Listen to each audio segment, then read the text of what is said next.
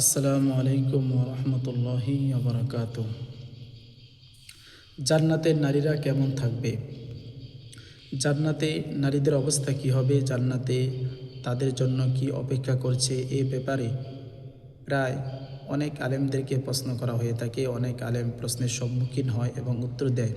তাই আমি ভাবলাম সঠিক প্রমাণ ও আলেমদের অভিমতের আলোকে এমন কয়েকটি পয়েন্ট একত্রিত করে দিই, যা থেকে আমার এই ভিডিওটি দেখে এ বিষয়ে সুস্পষ্ট ধারণা নিতে পারে। চলুন আমাদের আলোচনা এখনই শুরু করি। ফায়দা 1, আমাদের উচিত হবে নারীরা জান্নাতে তাদের জন্য অপেক্ষমান নেকি ও নিয়ামত সম্পর্কে জিজ্ঞেস করলে তাদেরকে হতোদ্যম না করা, কারণ মানব প্রকৃতি তার আগামী ও ভবিষ্যৎ নিয়ে ভাবতে পছন্দ করে।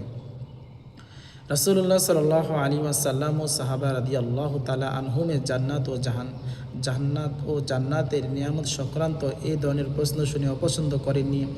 যেমন তারা জিজ্ঞেস করেছিলেন, যেমন আবু হুরায়রা রাদিয়াল্লাহু তাআলা আনহু থেকে বর্ণিত, তিনি বলেন, আমরা বললাম, হে আল্লাহ রাসূল, জান্নাত সম্পর্কে আমাদের ধারণা দিন। কি দিয়ে জান্নাত নির্মিত হয়েছে?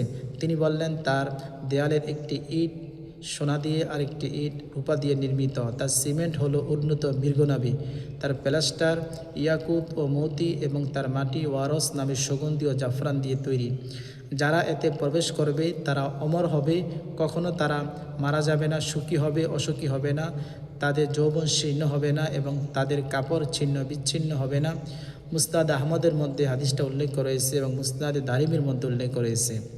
মুসনাদ আহমদের মধ্যে হাদিসটা উল্লেখ করেছে, হাদিস নাম্বার 9744, এবং মুসনাদে দারিমির মধ্যে উল্লেখ করেছে হাদিস নাম্বার 2863। আরেকবার তারা জিজ্ঞেস করেন, যেমনটি বর্ণিত হয়েছে আবু হুরায়রা রাদিয়াল্লাহু তাআলা আনহু থেকে।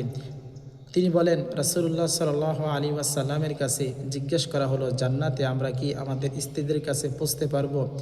তিনি রাসূল সাল্লাল্লাহু আলাইহি ওয়াসাল্লাম বললেন, কোনো ব্যক্তি জান্নাতে দিনে 100 জন কুমারীর কাছে পৌঁছবে। তাবরানী শরীফের মধ্যে এটা উল্লেখ করেছে। ফায়দা 2, মানব মন বলতেই চায়, তা নর বা নারী হোক, জান্নাত ও জান্নাতের মনোরম নিয়ামত সমূহের আলোচনা শুনতে তা আগ্রহী ও প্রফুল্ল হয়ে ওঠে। ন্যাক আমল বাদ দিয়ে কেবল স্বপ্ন বিলাস যদি না হয়, তাহলে উত্তম সার আর কি হতে পারে? কারণ আল্লাহ তাআলা মুমিনদের উদ্দেশ্যে বলেন, আর এটি জান্নাত নিজেদের আমলের ফলস্বরূপ তোমাদেরকে এর অধিকারী করা হয়েছে, অর্থাৎ এই জান্নাতকে তোমরা তোমাদের অধিকারে আনতে পারবা তোমাদের ন্যাক আমলের মাধ্যমে। তাই দেখা যায় হাদিসের মধ্যে সাহাবায়ে কেরাম রাদিয়াল্লাহু আনহুম জান্নাতের বিবরণ শুনে নিজেদেরকে উদ্বুদ্ধ করেছেন আর আমলের মাধ্যমে সেগুলোকে কার্যে পরিণত করেছেন। ফায়দা 3, আল্লাহ তাআলা ইরশাদ করেছেন, আর তোমরা দ্রুত অগ্রসর হও তোমার রবের পক্ষ থেকে মাগফিরাত ও জান্নাতের দিকে, যার পরিধি আসমান সমূহ ও জমিনের সমান, যা মুত্তাকিদের জন্য প্রস্তুত করা হয়েছে। সূরা আল ইমরান আয়াত নাম্বার 133। সেখানে আল্লাহ রব্বুল আলামিন জান্নাতের দিকে এবং মাগফিরাতের দিকে অগ্রসর হওয়ার জন্য মুমিনদেরকে নির্দেশ করেছেন। এজন্য জান্নাত সম্পর্কে আমাদের জানা এবং জান্নাত সম্পর্কে আমাদের আগ্রহ প্রকাশ, এটি স্বাভাবিক। এই আয়াত থেকে অনুধাবিত হয়ে যে এই আয়াত থেকে আমরা বুঝতে পারি যে জান্নাতকে প্রস্তুত করা হয়েছে মুত্তাকিদের জন্য। জান্নাত ও জান্নাতের নিয়ামত সমূহ নারীবাদে কেবল পুরুষদের জন্য নয়, বরং তা উভয় শ্রেণীর মুত্তাকিদের জন্য প্রস্তুত করা হয়েছে।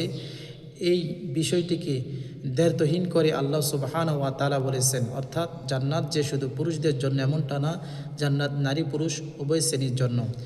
আল্লাহ তাআলা বলতেছেন পবিত্র কোরআনের মধ্যে, আর পুরুষ কিংবা নারীর মধ্যে থেকে যে নেক কাজ করবে এমত অবস্থায় যে সে মুমিন, পুরুষ হোক নারী হোক, যদি নেক কাজ করে মুমিন অবস্থায়, তাহলে তারা জান্নাতে প্রবেশ করবে এবং তাদের প্রতি খেজুর বিচির আবরণ পরিমাণও জুলুম করা হবে না। সুবহানাল্লাহ।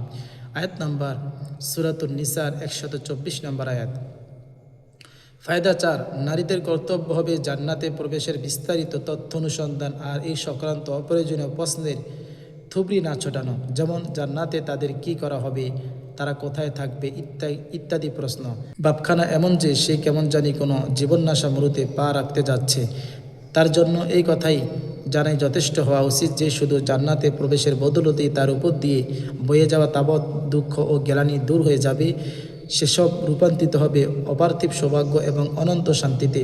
জান্নাত সম্পর্কে আল্লাহর এই বিবরণী তার জন্য যথেষ্ট হতে পারে, যেখানে তিনি ইরশাদ করেছেন আল্লাহ রাব্বুল আলামিন সূরাতুল হিজরের 48 নম্বর আয়াতের মধ্যে, সেখানে তাদেরকে ক্লান্তি স্পর্শ করবে না এবং তারা সেখানে থেকে বহিষ্কৃত হবে না, তাদেরকে বের করা হবে না। অন্য আয়াতের মধ্যে আল্লাহ তাআলা বলতেছেন স্বর্ণখচিত থালা এবং পানপাত্র নিয়ে তাদেরকে প্রদক্ষিণ করা হবে, সেখানে মন যা চায় এবং যাতে চোখ তৃপ্ত হয় তাই থাকবে। অর্থাৎ সেখানে কোনো কষ্ট তো নাই, কোনো ক্লান্তি নাই, এমনকি সেখানে উল্টো আরও সুন্দর রয়েছে, সুখের জিনিস রয়েছে। কেমন সুখের জিনিস? স্বর্ণখচিত থালা এবং পানপাত্র নিয়ে তাদেরকে ছোট ছোট বালকেরা প্রদক্ষিণ করবে, সেখানে মন যা চায় তা এবং যাতে চোখ তৃপ্ত হয় তাই থাকবে এবং সেখানে তোমরা হবে স্থায়ী। সূরা আজ-জুখরুফের ৭১ নম্বর আয়াতের মধ্যে এটা আল্লাহ তাআলা বলতেছেন। এসবের আগে তার জন্য যথেষ্ট হতে পারে জান্নাতের অধিবাসীদের সম্পর্কে আল্লাহর এই বাণী, যেখানে তিনি বলতেছেন আল্লাহ তাদের প্রতি সন্তুষ্ট এবং তারও তার প্রতি সন্তুষ্ট। এটাই মহাসাফল্য। অর্থাৎ জান্নাতবাসীর একমাত্র সাফল্যের মধ্যে রয়েছে, তারাই একমাত্র সফলতার মধ্যে রয়েছে এমন সফলতা যে আল্লাহ তাদের প্রতি সন্তুষ্ট যেমন তারা আল্লাহর প্রতি সন্তুষ্ট। সুবহানাল্লাহ। ফায়দা ফাস, আল্লাহ রাব্বুল আলামিন যেখানে জান্নাতের নিয়ামত রাজের আলোচনা করেন, যার মধ্যে রয়েছে অসংখ্য পদের সুখাদ্য, অনেক সুন্দর দৃশ্যবলী, সুরম্য সব আবাস এবং অনিন্দ বস্ত্র সামগ্রী, তার সবই নারী পুরুষ উভয় শ্রেণীর জন্য প্রস্তুত করা হয়েছে। পূর্বে উল্লেখিত নিয়ামত সম্ভার সবাই ভোগ করবে জান্নাতে। ওয়া আখির দাওয়ানা আলহামদুলিল্লাহি রাব্বিল আলামিন।